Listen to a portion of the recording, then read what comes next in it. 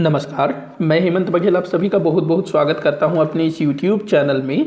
आज की इस वीडियो में हम वैदिक कालीन सभ्यता संबंधी कुछ महत्वपूर्ण प्रश्न देखेंगे। मैंने टोटल 50 क्वेश्चन यहां लिए हैं और ये सभी प्रश्न वन लाइनर क्वेश्चन है, मतलब कि मैंने क्वेश्चन के लिए किसी प्रकार का कोई विकल्प नहीं दिया हुआ है, केवल एक लाइन में क्वेश्चन है, आपको आंसर बताना है। और ये सभी प्रश्न किसी भी प्रतियोगी परीक्षा के लिए बहुत ज़्यादा महत्वपूर्ण हो सकता है, तो आप लोग वीडियो को आखिर तक देखिएगा और कोशिश करिएगा कि मेरे जवाब देने से पहले आप लोग जो है जवाब दें, मतलब आंसर दें आप लोग।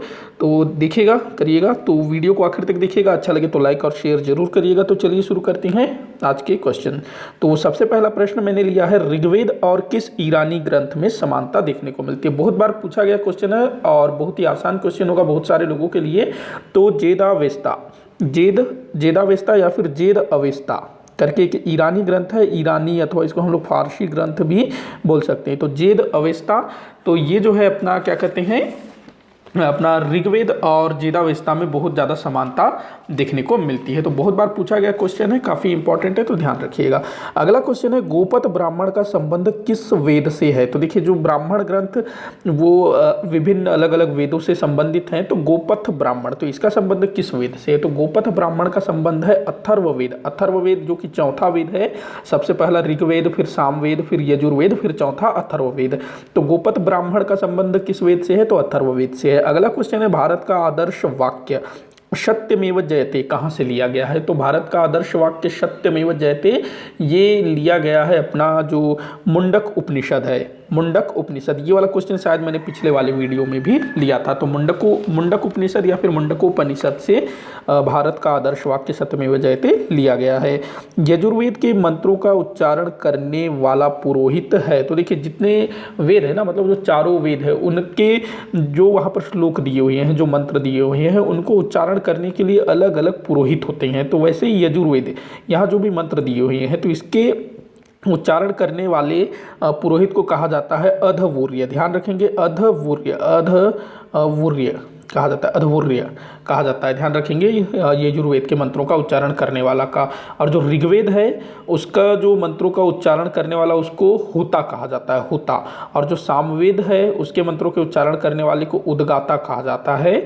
और अथर्ववेद, उससे संबंधित पुरोहित को ब्रह्मा कहा जाता है। तो ध्यान रखेंगे, यजुर्वेद का जो पुरोहित है उसको अधवूर्य कहा जाता है। अगला क्वेश्चन है, उद्गाता का संबंध किस वेद से। तो उद्गाता का संबंध वही सामवेद से, जो सामवेद में दिए गए श्लोकों को पढ़ता है या फिर उनका उच्चारण करता है, उसको उद्गाता कहा जाता है। तो उद्गाता पुरोहित है सामवेद का। अगला क्वेश्चन है, बाल गंगाधर तिलक ने आर्यों का मूल निवास स्थान किन्हें माना है, किसे माना है। बाल गंगाधर तिलक वही स्वराज मेरा जन्मसिद्ध अधिकार है वाले, तो इन्होंने जो है आर्यों का मूल निवास स्थान उत्तरी ध्रुव को बताया है। ध्यान रखेंगे, उत्तरी ध्रुव को माना है बाल गंगाधर तिलक जी ने आर्यों का मूल निवास स्थान। अगला क्वेश्चन देखते हैं, मैक्स मूलर के अनुसार आर्यों के आगमन की तिथि है। मैक्स मूलर जो कि इतिहासकार हैं, तो इनके अनुसार भारत में आर्यों के आगमन का समय क्या है। तो 1500 ईसा पूर्व जो हम लोग मानते हैं ना, मतलब जो हम लोग बोलते हैं कि आर्य 1500 ईस्वी के आसपास में आए, मतलब वैदिक काल की शुरुआत, तो ये इन्हीं के आधार पर है। तो मैक्स मूलर के अनुसार 1500 ईसा पूर्व है, ध्यान रखेंगे, आर्यों का आगमन। तो ये मैक्स मूलर के अनुसार है। वैदिक देवताओं का उल्लेख किस प्राचीनतम अभिलेख से प्राप्त होता है। तो ये भी बहुत इंपॉर्टेंट है। बोगज कोई एक अभिलेख है, बोगज कोई, जो कि मध्य एशिया में एक स्थान है, एशिया माइनर, तो वहाँ पर से प्राप्त हुआ है बोगज कोई अभिलेख। तो यहाँ पर जो है कुछ वैदिक देवताओं के नामों का उल्लेख है, जैसे कि इंद्र, मित्र, वरुण, नासत्य। तो इन चारों का नाम भी आप लोग याद रखेंगे, इंद्र, मित्र, वरुण, नासत्य। तो इन चारों देवताओं का नाम जो है बोगज कोई अभिलेख में मिलता है, जो कि एशिया माइनर से प्राप्त हुआ है। ये लगभग 1400 ईसा पूर्व का है, ध्यान रखेंगे। आर्य भारत में कब आए, 1500 ईसा पूर्व, तो उसके लगभग 100 वर्ष बाद का ये अभिलेख है। अगला क्वेश्चन है, ऋग्वेद में किस नदी को नदी तमा कहा गया है। नदी तमा, ये खा नहीं है, कहा है। तो ऋग्वेद में किस नदी को नदी तमा का मतलब होता है नदियों की माता। तो किसको बोला गया है, सरस्वती को। ध्यान रखेंगे, सरस्वती जो है उस समय बहुत ही पवित्र नदी मानी जाती थी। लेकिन वही अगर पूछा जाए सबसे प्रमुख नदी, तो वो सिंधु होती थी। प्रमुख नदी, महत्वपूर्ण नदी वो सिंधु होती थी, लेकिन पवित्र नदी जो है सरस्वती को माना गया है। सरस्वती को सभी नदियों की माता, सभी नदियों की जन्मदात्री दात्री माना गया है। अगला क्वेश्चन है, ऋग्वेद में गंगा का वर्णन कितनी बार मिलता है? तो गंगा नदी जो कि आज के समय में हमारे भारत की प्रमुख नदी है, महत्वपूर्ण नदी है, पवित्र नदी इसको माना जाता है। तो ऋग्वेद में इस नदी का उल्लेख केवल एक बार मिलता है, ध्यान रखेंगे, क्योंकि इस समय तक ना जो आर्य थे वो उत्तर भारत में नहीं पहुंचे थे, तो गंगा को वो उतना जानते नहीं थे, तो गंगा का उल्लेख केवल एक बार मिलता है। वहीं यमुना नदी का उल्लेख 3 बार मिलता है, लेकिन जो सिंधु नदी है उसका बहुत बार वर्णन किया गया है। अगला क्वेश्चन है, ऋग्वेद में वर्णित भुजवंत चोटी किस पर्वत श्रृंखला का हिस्सा है? तो देखिए, ऋग्वेद में एक भुजवंत चोटी का उल्लेख मिलता है, तो ये हिमालय पर्वत श्रृंखला का हिस्सा है, तो ध्यान रखना। ऋग्वेद में वर्णित गोमती नदी का आधुनिक नाम क्या है? तो गोमती नदी, इसको जो है आज के समय में गोमल नदी बोला जाता है। तो ऋग्वेद में बहुत सारी नदियों का उल्लेख मिलता है, लगभग 25 नदियों का उल्लेख मिलता है, लेकिन उसके नाम जो है उस समय कुछ और हुआ करते थे, आज कुछ और होते हैं। तो ये भी अक्सर पूछा जाता है, किस नदी को क्या कहा जाता था, आज क्या कहा जाता है। अगला क्वेश्चन है, ऋग्वेद में सर्वाधिक वर्णित कौन सी है? ये क्या चीज़ पूछ लिया मैंने, इसको स्किप कर देते हैं, कुछ थोड़ा सा मिस्टेक हो गया है। अगला क्वेश्चन देखते हैं, ऋग्वेद में वर्णित समिति का अध्यक्ष कहलाता था? तो देखिए, ऋग्वेद में जो वैदिक काल में 2 प्रकार की संस्थाएं हुआ करती थी, एक तो होता था समिति और एक होता था सभा। तो जो समिति है उसका जो अध्यक्ष होता था, समिति का जो अध्यक्ष होता था वो कहलाता था सुजान, ध्यान रखेंगे। समिति का अध्यक्ष क्या कहलाता था? सुजान कहलाता था। अगला क्वेश्चन है, आर्यों की प्राचीनतम संस्था कौन सी थी? तो जैसे अभी मैंने बताया कि वैदिक काल में कुछ संस्थाएं हुआ करती थी, जैसे कि सभा हो गई, समिति हो गई, इसके अलावा एक और संस्था होती थी जिसको कहा जाता था विदत। और विदत जो है आर्यों की प्राचीनतम संस्था थी। विदत का क्या काम होता था? ये लोग जब भी कहीं पर आक्रमण करते थे और लूट के रूप में जो भी धन संपत्ति प्राप्त होता था उसको बांटने का काम करती थी विदत, ध्यान रखना इस चीज़ को। अगला क्वेश्चन है, 10 राम, ये राम नहीं है, राज्ञ है, 10 राज्ञ युद्ध में विजयी राजा थे। तो 10 राज्ञ युद्ध जो कि रावी नदी, जिसको उस समय परुषणी नदी के नाम से जाना जाता था, वहाँ पर लड़ा गया था 10 राज्ञ युद्ध। एक तरफ जो है 10 राजाओं का समूह था और दूसरे तरफ एक ही राजा थे, जो एक ही राजा थे, अकेले थे, वो जीत गए थे, तो उस राजा का नाम था सुदास। तो ये जो है अकेले 10 राजाओं से लड़ रहे थे, मतलब अकेले नहीं थे, इनके साथ इनकी सेना थी, लेकिन दूसरी तरफ जो है 10 राजाओं की सेना थी, तो राजा सुदास इसमें विजयी हुए थे 10 राज्ञ युद्ध में। 10 राज्ञ, ये फिर से राम हो गया, 10 राज्ञ युद्ध किस नदी के तट पर लड़ा गया था? तो वही रावी नदी। रावी नदी आज के समय में बोला जाता है, लेकिन प्राचीन समय में इसको परुषणी नदी के नाम से जाना जाता था। परुषणी, ध्यान रखना, परुषणी, इसको प्राचीन समय में मतलब ऋग्वेद में परुषणी कहा गया है। अगला क्वेश्चन है, ऋग्वैदिक काल में किस प्रकार का अपराध सर्वाधिक होता था? माफ़ी चाहूँगा, थोड़ा सा यहाँ मिस्टेक हो गया। तो ऋग्वैदिक काल में किस प्रकार का अपराध सर्वाधिक होता था? तो ये होता था गायों की चोरी। देखिए, उस टाइम पर ना गाय ही सब कुछ होता था, गाय ही व्यक्ति का जो स्टेटस बताता था, कौन आदमी कितना अमीर है कितना गरीब है, वो गायों से पता चलता था। किसी व्यक्ति के पास बहुत सारे गाय मतलब बहुत अमीर है, तो उस टाइम पर जो भी अपराध होते थे वो गायों को लेकर के होते थे, ध्यान रखेंगे इस चीज़ को। जो युद्ध भी लड़े जाते थे ना, वो भी गायों को लेकर के ही युद्ध होते थे, गायों के लिए ही युद्ध हुआ करते थे उस समय, ध्यान रखेंगे इस चीज़ को। तो आगे बढ़ते हैं। अगला क्वेश्चन है बैकनाट, माफ़ी चाहूँगा, बैकनाट, ये बैकनाट नहीं है, बैकनाट है, आई की मात्रा लग जाएगा यहाँ पर।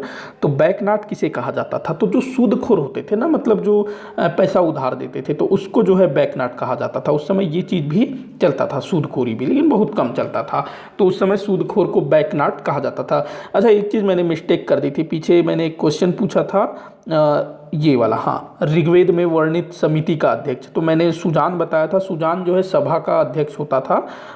ये जो है ना अपना समिति का जो अध्यक्ष होता था वो ईशान कहलाता था, ध्यान रखेंगे, ईशान। समिति का अध्यक्ष कौन होता था? ईशान। और सभा का अध्यक्ष होता था सुजान। तो मैंने ये गलत बता दिया था, तो इसको आप लोग सुधार लीजिएगा। आगे बढ़ते हैं, 20वां क्वेश्चन देखते हैं। एक मिनट, हाँ, तो 20वां क्वेश्चन है, ऋग्वेद में सर्वाधिक वर्णित देवता कौन है? तो ऋग्वेद में सबसे ज़्यादा किस देवता का वर्णन मिलता है? ये आप लोगों को बताना, बहुत अच्छा क्वेश्चन है, ये बहुत बार पूछा गया है। तो ऋग्वेद में सर्वाधिक वर्णित देवता कौन थे? इंद्र, ध्यान रखना, इंद्र देवता थे, जिनका लगभग 250 बार उल्लेख मिलता है। दूसरे स्थान पर अग्नि, अग्नि का 200 बार उल्लेख मिलता है। तो इंद्र सर्वाधिक बार इनका वर्णन मिलता है। अगला क्वेश्चन है, ऋग्वेद में सर्वाधिक बार किस शब्द का उल्लेख मिलता है? तो ऋग्वेद में ना पिता शब्द, इसका उल्लेख सबसे ज़्यादा बार किया गया है। कितना बार किया गया है? तो लगभग ये जो है ना पिता शब्द का उल्लेख ये लगभग 335 बार इसका उल्लेख किया गया है, और वहीं जो इंद्र है उसका 250 बार। तो ध्यान रखेंगे सबसे ज़्यादा जो है पिता शब्द का उल्लेख किया गया है ऋग्वेद में 335 बार, और देवताओं में सबसे ज़्यादा इंद्र का उल्लेख मिलता है 250 बार। अगला क्वेश्चन है उत्तर वैदिक काल का समय था। उत्तर वैदिक काल का समय कब से कब तक था? 1000 ईसा पूर्व से लेकर के 600 ईसा पूर्व तक ऋग्वैदिक काल का समय था। इससे पहले का जो काल था 1500 ईसा पूर्व से 1000 ईसा पूर्व तक का, तो वो जो है अपना ऋग्वैदिक काल था। अगला क्वेश्चन देखते हैं, आश्रम व्यवस्था का सर्वप्रथम उल्लेख मिलता है। देखिए जो प्राचीन समय में क्या था कि जो मानव जीवन को 100 वर्षों का माना गया था, और उसी हिसाब से जो है उसको 4 आश्रमों में बांटा गया था।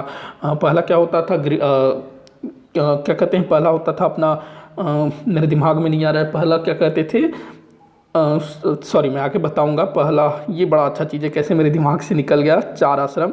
दूसरा तो होता था गृहस्थ, तीसरा होता था वानप्रस्थ, चौथा होता था संन्यास। पहला वाला को क्या बोलते थे, खैर जाने दीजिए। तो आश्रम व्यवस्था का जो सर्वप्रथम उल्लेख है ये कहाँ मिलता है, ये है ध्यान रखना है, जाबालो उपनिषद। एक उपनिषद है जाबालो उपनिषद, तो वहाँ पर जो है इसका पहली बार उल्लेख मिलता है।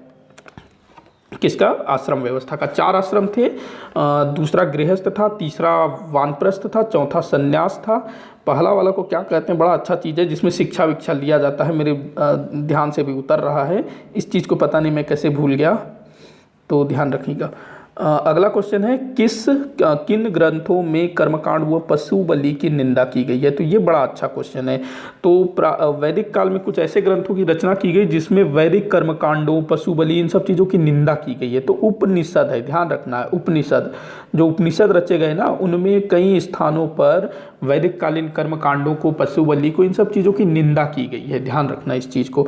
अगला क्वेश्चन है, 16 संस्कारों का विवरण किन ग्रंथों में मिलता है? तो 16 संस्कार जो मनुष्य जब जन्म लेता है क्या, जन्म से पहले ही संस्कार चालू हो जाते हैं जो कि उसके मरते समय तक चलते हैं। तो इनकी संख्या टोटल 16 बताई गई है। इन 16 संस्कारों का उल्लेख कहाँ मिलता है? स्मृति ग्रंथों में। ध्यान रखेंगे, स्मृति ग्रंथों में इन 16 संस्कारों का उल्लेख मिलता है। आगे बढ़ते हैं, उत्तर वैदिक कालीन प्रमुख देवता थे। तो उत्तर वैदिक काल में प्रमुख देवता कौन थे? प्रजापति ब्रह्मा। ध्यान रखना, प्रजापति ब्रह्मा उत्तर वैदिक काल में प्रमुख देवता थे। वहीं अगर ऋग्वैदिक काल की बात करें तो ऋग्वैदिक काल में इंद्र प्रमुख देवता थे। इंद्र का उल्लेख ऋग्वेद में 250 बार मिलता है। वहीं उत्तर वैदिक काल में आते आते जो प्रजापति ब्रह्मा हैं वो प्रमुख देवता हो गए। अगला क्वेश्चन है, पेशों व व्यवसायों की सूची किस वेद में वर्णित है? जो भी मतलब उस समय लोगों के जो व्यवसाय होते थे, जो काम काज की जो चीज़ें होती थी, उसका उल्लेख कहाँ मिलता है, क्या सूची कहाँ मिलता है? तो यजुर्वेद में। यजुर्वेद जो कि तीसरा वेद है, ध्यान रखेंगे, यजुर्वेद में पेशों और व्यवसायों का उल्लेख मिलता है। अगला क्वेश्चन है, श्याम अयस व कृष्ण अयस किस धातु को कहा गया है? 2 चीज़ें हैं अलग अलग, एक श्याम अयस, दूसरा है कृष्ण अयस। तो ये किन धातुओं को बोला गया है? तो देखिए जो श्याम अयस है ना, ये लोहा को बोला जाता था। श्याम अयस किसको बोला जाता था? लोहा को बोला जाता था। इस समय तक लोहा का खोज हो चुका था। कृष्ण अयस बोला जाता था तांबा को। ध्यान रखना, कृष्ण अयस किसको बोलते थे? तांबा को। तो ध्यान रखेंगे इस चीज़ को। अगला क्वेश्चन है, राजा के राज्याभिषेक के समय किए जाने वाला यज्ञ। तो राजा के राज्याभिषेक के समय कौन सा यज्ञ किया जाता था? राजसूय यज्ञ। ध्यान रखना है, राजसूय यज्ञ ये जो है राज्याभिषेक के टाइम पर होता था। इसके अलावा अश्वमेध यज्ञ होता था साम्राज्य विस्तार के लिए। अगला क्वेश्चन देखते हैं, गोत्र व्यवस्था का प्रचलन कब शुरू हुआ? गोत्र व्यवस्था, इसकी शुरुआत कब से मानी जाती है गोत्र व्यवस्था की? तो उत्तर वैदिक काल से इसकी शुरुआत मानी जाती है, गोत्र व्यवस्था की शुरुआत। आगे बढ़ते हैं, गृहस्थ आर्यों को कितने प्रकार के यज्ञों का अनुष्ठान करना पड़ता था? तो जो गृहस्थ आर्य होते थे इनको 5 प्रकार का, कितने प्रकार का? 5 प्रकार के यज्ञों का अनुष्ठान करना पड़ता था। ये यज्ञ कौन कौन से होते थे? तो पहला होता था ब्रह्म यज्ञ, दूसरा होता था देव यज्ञ, तीसरा होता था पितृ यज्ञ, चौथा होता था मनुष्य यज्ञ, और 5वां होता था यक्ष यज्ञ, या फिर इसको भूत यज्ञ भी बोला जाता है 5वां को। तो ध्यान रखेंगे 5 प्रकार के यज्ञ। अगला क्वेश्चन है, वैदिक काल में चावल को क्या कहा जाता था? तो चावल को क्या कहते थे? ब्रीही कहा जाता था। चावल को क्या कहा जाता था? ब्रीही कहा जाता था। वहीं अन्न, अन्न मतलब अनाज, कोई सा भी अनाज, चाहे वो गेहूं हो, जौ हो, तो उसके लिए ब्रह्म शब्द का प्रयोग करते थे, लेकिन चावल के लिए ब्रीही शब्द का प्रयोग किया जाता था। ध्यान रखना इस चीज़ को। आगे बढ़ते हैं। किस वेद की रचना गद्य व पद्य में की गई है? तो ये भी बड़ा इंपॉर्टेंट क्वेश्चन है। तो ये यजुर्वेद, यजुर्वेद को जो है गद्य और पद्य दोनों में लिखा गया है। यजुर्वेद को गद्य और पद्य में, ध्यान रखना, 4 वेद है ना, ऋग्वेद, सामवेद, यजुर्वेद और अथर्ववेद। तो यजुर्वेद को जो है गद्य और पद्य दोनों ही शैलियों में लिखा गया है। इसके अलावा जो उपनिषद हैं उनको भी गद्य और पद्य दोनों ही शैलियों में लिखा गया है। अगला क्वेश्चन है, उत्तर वैदिक कालीन है ये, उत्तर वैदिक कालीन ग्रंथों की रचना किस स्थान पर की गई मानी जाती है? तो जो उत्तर वैदिक कालीन ग्रंथ थे, देखिए जो ऋग्वेद है ना, उसकी रचना ऋग्वैदिक काल में हुई थी, 1500 ईसा पूर्व से लेकर के 1000 ईसा पूर्व के बीच। उसके बाद जो भी ग्रंथ रचे गए, चाहे वो शेष 3 वेद हो, सामवेद, यजुर्वेद, अथर्ववेद, इसके अलावा ब्राह्मण ग्रंथ, उपनिषद, तो इन सब ग्रंथों की रचना जो है उत्तर वैदिक काल में मानी जाती है। और इनका रचना किस स्थान पर हुआ? तो भारत का जो उत्तरी मैदानी क्षेत्र है, जो गंगा यमुना का जो दोआब है, वहाँ पर इसका रचना हुआ, क्योंकि इस समय तक उत्तर वैदिक काल आते आते जो आर्य थे वो गंगा के मैदानों तक पहुँच गए थे। तो इन ग्रंथों की रचना कहाँ पर हुई थी? गंगा के ऊपरी मैदानी क्षेत्र में। आगे देखते हैं, ऋग्वेद के 10 मंडल, ऋग्वेद के 10 मंडल, ऋग्वेद के 10 मंडल में से कौन सा मंडल प्राचीनतम है? तो आपको बताना है कि ऋग्वेद में जो 10 मंडल है उनमें से कौन से मंडल सबसे पुराने हैं? तो जो दूसरा मंडल और जो तीसरा मंडल है ये सबसे प्राचीन है। ध्यान रखना है, सबसे प्राचीनतम दूसरा और तीसरा है, और जो पहला मंडल और जो 10वां मंडल है वो बाद के मंडल हैं। तो सबसे पुराना दूसरा और तीसरा, और सबसे नया जो है पहला और 10वां मंडल है। उसके बाद अगला क्वेश्चन है, उपनिषदों की कुल संख्या कितनी है? उपनिषदों की कुल संख्या कितनी है? 108 उपनिषद इनको जो है गद्य और पद्य शैली में लिखा गया है। और इसमें जो है वैदिक कालीन कर्मकांडों, पशु बलि आदि की निंदा की गई है। अगला क्वेश्चन है, सबसे प्राचीन पुराण किसे माना जाता है? सबसे प्राचीन पुराण, तो ये मत्स्य पुराण को माना जाता है। ध्यान रखना, मत्स्य पुराण को सबसे प्राचीन पुराण माना जाता है। मत्स्य पुराण से आंध्र सातवाहन शासकों के विषय में जानकारी प्राप्त होती है। अगला क्वेश्चन है, किसे पंचम वेद माना जाता है? किसको पंचम वेद बोला जाता है? तो पुराणों को पंचम वेद बोला जाता है। ध्यान रखना, 18 पुराण है टोटल, तो इसको जो है पंचम वेद कहा जाता है। अगला क्वेश्चन है, कपिल किस दर्शन के प्रतिपादक माने जाते हैं? कपिल, तो इनके द्वारा सांख्य दर्शन का प्रतिपादन किया गया था। जितने भी दर्शन है उसके प्रतिपादकों के नाम याद रखिएगा। तो सांख्य दर्शन के प्रतिपादक कौन थे? कपिल थे। अगला क्वेश्चन है, वैदिक काल में सभ्रांत श्रेष्ठ जनों की सभा क्या कहलाती थी? वैदिक काल में सभ्रांत श्रेष्ठ जनों की संस्था क्या कहलाती थी? तो ये कहलाती थी सभा, और जो सभा का जो प्रमुख होता था वो होता था सुजान। ध्यान रखना, मैंने समिति का प्रधान सुजान बोल दिया था, समिति का जो प्रधान है वो ईशान होता था, सुधार लेंगे उस चीज़ को। अगला क्वेश्चन देखते हैं, वाज्रपति किस प्रकार का अधिकारी होता था? वाज्रपति एक अधिकारी का नाम मिलता है उत्तर वैदिक काल में। तो ये जो है चारागाहों का देखरेख करने वाला अधिकारी होता था, क्योंकि उस समय जो है पशुपालन बड़े पैमाने पर होता था। तो जो चारागाह होते थे जहाँ पर जानवर को चराया जाता था, तो उसकी देखरेख करने वाला अधिकारी होता था ये वाज्रपति। अगला क्वेश्चन देखते हैं, 42वां क्वेश्चन, वैदिक काल में सीता शब्द का प्रयोग होता है। सीता मतलब जो रामायण वाली सीता नहीं, ये अलग है। तो वैदिक काल में सीता शब्द का प्रयोग होता था। जो हल चलाते हैं ना, तो हल से जो नाली बनती है, जो हल का जो फाल है ना, उससे जो नाली बनती है, तो उसको सीता बोला जाता था। ध्यान रखेंगे, हल से बनी नाली को सीता बोला जाता था। अगला क्वेश्चन है, वैदिक काल में सतलज नदी का क्या नाम था? तो वैदिक काल में सतलज को सतुद्री बोला जाता था। जितनी भी नदियाँ हैं ना, जो विशेष करके अपने जो सिंधु नदी और उसकी जो सहायक नदियाँ हैं, उनके प्राचीन नाम को याद रखिएगा, अक्सर पूछा जाता है। तो सतुद्री सतलज को बोला जाता था। अगला क्वेश्चन है, किस वेद में सभा और समिति को प्रजापति की 2 पुत्रियां कहा गया है? तो एक होता था सभा, दूसरा होता था समिति। सभा का प्रधान होता था सुजान, समिति का प्रधान होता था ईशान। तो इन दोनों को प्रजापति ब्रह्मा की 2 पुत्रियां कहा गया है। किस वेद में कहा गया है? तो अथर्ववेद में कहा गया है। ध्यान रखना, अथर्ववेद में ये चीज कहा गया है। अगला क्वेश्चन है, किस ब्राह्मण में पत्नी को अर्धांगिनी कहा गया है? पत्नी को अर्धांगिनी कहा जाता है हमारे हिंदू समाज में, मतलब कि व्यक्ति की आधा शरीर माना जाता है, आधा अंग। तो ये किस ब्राह्मण में कहा गया है? तो शतपथ ब्राह्मण, ध्यान रखना, शतपथ ब्राह्मण में पत्नी को अर्धांगिनी कहा गया है। अगला क्वेश्चन देखते हैं, उत्तर वैदिक काल में भरत जन एवं ये कुरु है, माफ़ी चाहूँगा, भरत जन एवं ये पुरु है, पुरु, कुरु नहीं है, पुरु। तो भरत और पुरु जन ये दोनों जो है संयुक्त रूप से एक हो गए। तो देखिए जो ऋग्वैदिक काल में ना भरत जन एक अलग होता था, ये भारत नहीं है, भरत है, माफ़ी चाहूँगा। ऋग्वैदिक काल में एक जन होता था भरत जन, दूसरा होता था पुरु। तो ये दोनों जन जो है वैदिक काल में मिल करके एक हो गए और संयुक्त रूप से ये क्या कहलाए? तो कुरु, ध्यान रखेंगे, कुरु भरत मिल करके क्या बन गए? कुरु, ध्यान रखेंगे। एक बार मैं फिर से इसको बताता हूँ आप लोगों को अच्छे से। एक भरत था ऋग्वैदिक काल में प्लस पुरु, ये दोनों जो हैं ऋग्वैदिक काल में जन हुआ करते थे, जो कि वैदिक काल में एक होकर के कुरुजन कहलाए, ध्यान रखना, कुरुजन बन गए ये लोग।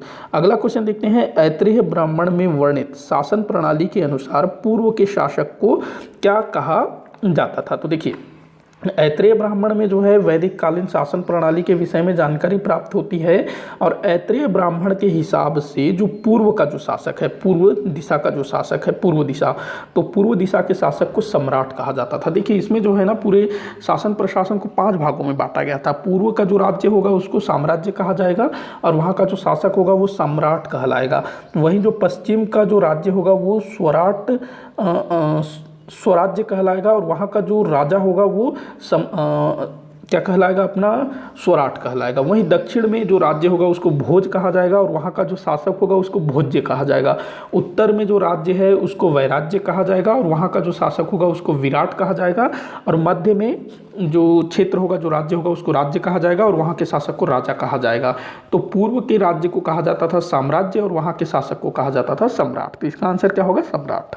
अगला क्वेश्चन देखते हैं, कौन सा क्षेत्र ब्रह्म ऋषि देश के नाम से जाना जाता था? वह कौन सा क्षेत्र था जो ब्रह्म ऋषि देश के नाम से जाना जाता था? तो वो था गंगा यमुना का दोआब। गंगा यमुना का दोआब, इसको जो है ब्रह्म ऋषि देश के नाम से जाना जाता था। अगला क्वेश्चन है, किस वेद में कन्याओं के जन्म की निंदा की गई है? तो वेदों में जो है कन्याओं के जन्म की निंदा की गई है। तो कौन सा वेद है वो? अथर्ववेद। अथर्ववेद जो चौथा वेद है, आखिरी वेद है, उसमें कन्या मतलब कि पुत्री के जन्म की निंदा की गई है, अच्छा नहीं माना गया है। अगला क्वेश्चन है, 16 संस्कारों के विषय में जानकारी प्राप्त होती है। तो स्मृति ग्रंथों से 16 संस्कारों के विषय में जानकारी प्राप्त होती है। तो ध्यान रखिएगा, यहाँ 50 क्वेश्चन समाप्त होते हैं। यहाँ पर शायद थोड़ा सा आप लोगों को डाउट हो रहा होगा ऐत्रेय ब्राह्मण वाला, तो इसका आंसर जो है सम्राट है। तो इसको मैं जो है क्लियर करूँगा आगे, वैसे क्लियर ही है, आप लोगों को समझ में आया होगा कि नहीं, एक बार मैं फिर से बता देता हूँ। तो देखिए ऐत्रेय ब्राह्मण के हिसाब से जो शासन प्रशासन है उसको 5 भागों में बांटा गया इस टाइप से। हाँ, तो जो पूर्व है ना, तो जो पूर्व में जो राज्य होगा उसको कहा जाएगा साम्राज्य और साम्राज्य का जो शासक होगा उसको कहा जाएगा सम्राट। उसके बाद जो पश्चिम में जो राज्य होगा उसको कहा जाएगा स्वराज्य। ये साम्राज्य, ये स्वराज्य। तो जो स्वराज्य है उसका शासक कहलाएगा स्वराट। दक्षिण में जो राज्य होगा वो कहलाएगा भोज और भोज का शासक होगा भोज्य। उत्तर में जो क्षेत्र होगा, जो राज्य होगा, वो कहलाएगा वैराज्य और वहाँ का शासक होगा विराट। और मध्य में जो राज्य होगा वो कहलाएगा राज्य और वहाँ का शासक होगा राजा। तो इस प्रकार से इसको आप लोग ध्यान रखिएगा। तो आज का जो वीडियो है यही समाप्त होता है। आप लोग कमेंट करके बताइएगा कहीं कोई डाउट कुछ हुआ हो तो, और ये भी लिखिएगा कि आपसे कितने क्वेश्चन सॉल्व हुए। तो वीडियो को लाइक करिएगा, ज़्यादा से ज़्यादा शेयर करिएगा, चैनल को सब्सक्राइब करिएगा। वीडियो को आखिर तक देखने के लिए बहुत बहुत धन्यवाद।